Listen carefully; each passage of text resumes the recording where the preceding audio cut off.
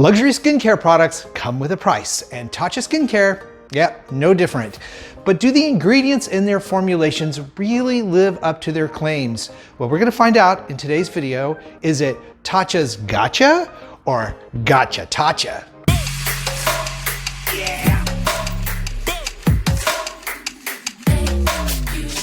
Well, hey everybody, welcome back to Skincare with Chris Gibson. If you're new, I'm Chris, of course. I'm your skincare expert. I'm here to help you find skincare that will work for you without emptying your wallet or doing more harm than good. And on this channel, we talk about skincare products, routines, problems. We solve those. So if that's your thing, hit the subscription button and that little notification bell so that you get notified when my new videos are up each week. Okay, so this is one of my most requested skincare product reviews. I mean, I've been getting asked to do this for a long time, and I've used Tatcha products in the past, so I don't know why I put it off. But anyway, here we are today, and we're gonna be talking about Tatcha's products. I'm gonna talk about the ones that I specifically have used in this review, but I am gonna also talk about all of their products. Now, this is a non-sponsored review, so all of the products I talk about today will be listed in the video description box below. Okay, so let's talk about Tatcha and the premise of their entire skincare line, which is based on or inspired by traditional Japanese skincare. And what that means is you're going to see their packaging is very minimalist, their product names are very minimalist. Unfortunately, their ingredient lists are not minimalist at all. So with so many ingredients, is that a good thing? Is that a bad thing? Well, we're gonna find out. And those of you who follow me know that I am all about ingredients and effectiveness rather than brand and price. So it's no different today in talking about Tatcha's products. And if you wanna know if those products are good for your skin or not, you clicked on the right video. So in looking at their overall formulations, I do like that they are free of most skin offenders like mineral oil, parabens, phthalates, sulfates, all of the things that I actually talk about a lot on this channel. And if you're wondering about what skincare products or ingredients you should avoid, you can check out this video right here. I will also link to that at the end of this video and put that down in the video description box as well, because it is important to know what skincare ingredients to stay away from. Fortunately with Tatcha overall, that's not an issue. But that doesn't mean that I agree with all their formulations or their ingredient mix. Now, I also love the fact that they use a lot of Japanese botanical extracts, which have been proven to be very soothing and helpful to the skin. Now, the first product I want to talk about is their cleanser, their Deep Cleanse, which is a product that is formulated as an exfoliating cleanse that's made with Japanese loofah fruit. And the nice thing about this is that there are no granular products in this exfoliating face wash. It's not a scrub, it's a face wash. And they use the fibers of the fruit to actually help exfoliate the skin. And I have found that when formulations use fruit fiber, it does a really great job of getting off all those old dead skin cells that make your pores look big and your skin look dull and lead to breakouts. It gets rid of all the dead skin cells that have built up. So I really do like that. I also like that they added the ingredients of Japanese wild rose and leopard lily, which are very soothing to the skin as well. They reduce inflammation and helps how to tighten and brighten the skin.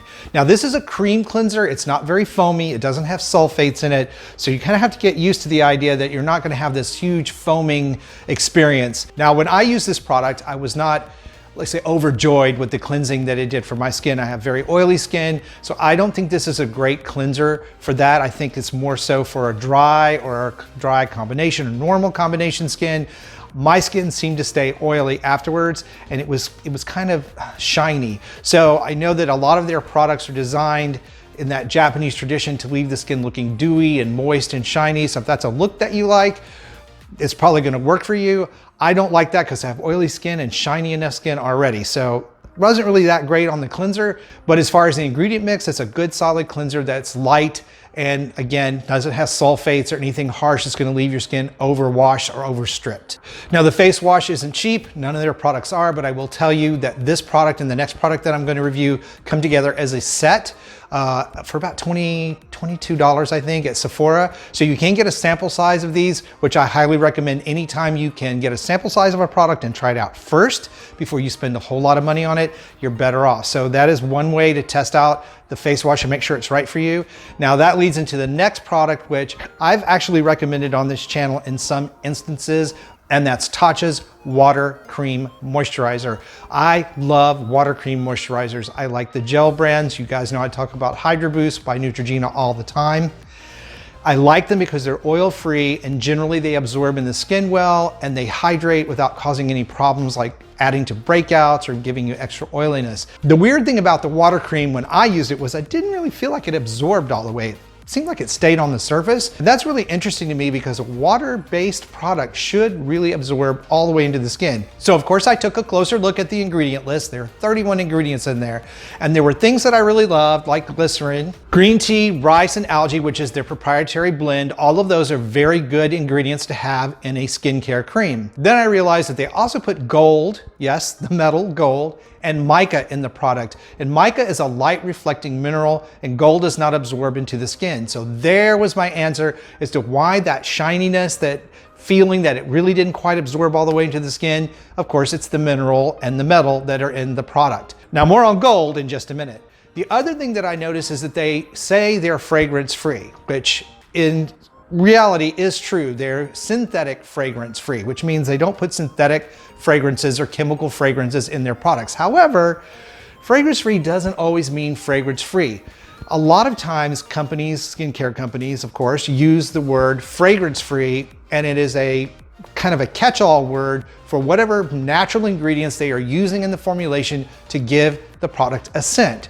Well, this particular product uses a lot of natural citrus fragrance oil. So that's going to be a problem for some of you who have very sensitive skin because it's just like essential oils.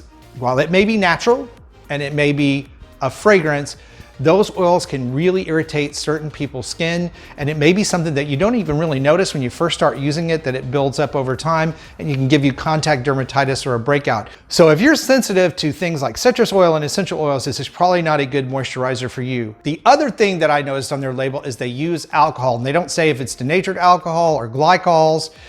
Glycols are really okay for the skin. Denatured alcohol is drying and is not okay for the skin. So I don't really know which alcohol they use because they don't say, but it does have alcohol in it. And that's sort of anti-intuitive when you come to moisturizing the skin. Now here's what I want to say about gold in skincare. Tatcha uses a lot of gold and adds it to several of their skincare products, and I assume it is to sort of beef up their luxury brand. It's sort of a signature thing, but read my lips. Gold as a metal does absolutely nothing for your skin, gives your skin no benefit whatsoever. So you're not going to get anything out of it, and I probably should do a whole review on gold, but just know that that is an item that they're putting in there. Maybe it's to help differentiate them from other skincare companies. I'm not quite sure, but it's not necessary. So yeah, you're gonna need to test that product out and make sure that it's gonna work for you, absorb the way you want it to, and give you the results you're looking for, because again, it's not an inexpensive product either. Now, being the king of vitamin C serums, because I probably recommend them in almost every single video for almost every skin type, because vitamin C serum is such an essential ingredient in your skincare routine. Can make such a big difference in your skin. So you know I was all over their vitamin C serum, which is called Violet C Brightening Serum, vitamin C serum. So I took a really close look at that ingredient mix, which is a 20% ascorbic acid and a 10% lactic acid formulation. So it's pretty high in acid. It should pack quite a punch for most people. The problem that I have with this C serum, besides the fact that it's $88, is that they're using citrus juice. First time I've ever seen that at any skincare product. I've seen extracts, I've seen, and maybe they mean the same thing, I don't know, but I've seen the oils, all of that sort of thing, but citrus juice, orange, lemon, and lime. Now, the problem I have with this is that citrus juice, in particular, oxidizes very quickly. It's going to lose its strength very quickly, and it's $88 for this bottle of vitamin C serum, which is really quite high. Other than that, there aren't any other ingredients in it really to speak of that are going to make this any better for you. My suggestion, if you want to start using a vitamin C serum, and I highly recommend that you do, is that you try the Ordinary brand's vitamin C suspension. It's a 23% suspension with hyaluronic acid in it. And that's going to give you an idea of how vitamin C serum should work for your skin and what kind of effects you can expect before you go out and spend that kind of money. So what is my final word on Tatcha Skin Care overall? Well, I like that they try really hard to be a luxury brand. I love that they use Japanese botanicals, and most of their active ingredients that they're using in their skincare line are good for you, straight out skincare ingredients that are going to work or should work. The issue that I have is that the formulations are a little wonky when it comes to adding gold. Some of them have alcohol in them, some of them have citrus. oil or essential oils as fragrance, and I think that's really not necessary. So I think they missed the mark on the luxury brand side. Think Drunk Elephant, where they do similar things, but they don't use the fragrance. It's really fragrance free, and they do mean fragrance free. So I know a lot of people love Tatcha Skin Care, and I've used some of their products, so they just don't work that well for me. And then I'm very concerned about some of the ingredients, again, the alcohol and the essential type oils for fragrance being very irritating to people with dry or sensitive skin. Now, certainly they have a lot of products I didn't review. I only reviewed these 3 most popular ones and ones that I have actual personal experience with. So let me know in the comments below if you've used Tatcha products and what you think of them and how they work for you. I'd love to know. Also, be sure to check out my other skincare brand reviews. I'll put those along with the 6 steps to flawless skin video for you right over here. Thank you guys so much for watching. I love you guys. Stay well, stay beautiful, and you know what? I'll see you over on the next video.